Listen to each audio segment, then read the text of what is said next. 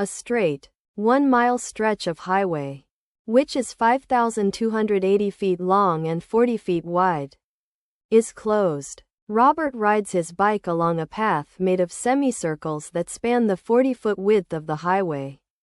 Moving down the road, each semicircle has a diameter of 40 feet. If Robert rides at 5 miles per hour, how many hours does it take him to cover the 1-mile stretch?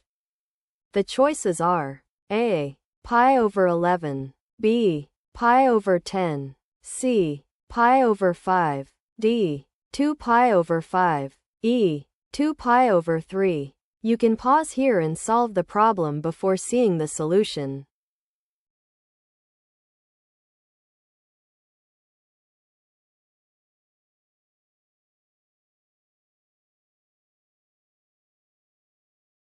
Here is the highway. It is 40 feet wide, and Robert weaves down it in semicircles.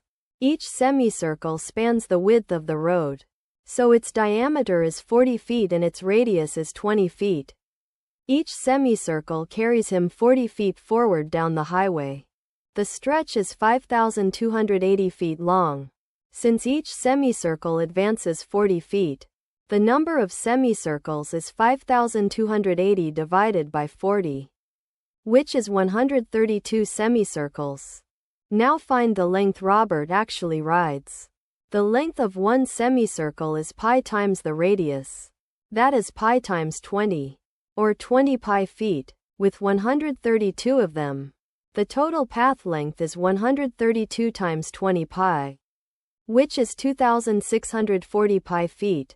Dividing by 5,280 feet per mile. That is pi over 2 miles. Finally, time equals distance divided by speed. Robert rides pi over 2 miles at 5 miles per hour. So the time is pi over 2 divided by 5, which equals pi over 10 hours. The answer is pi over 10. Choice B.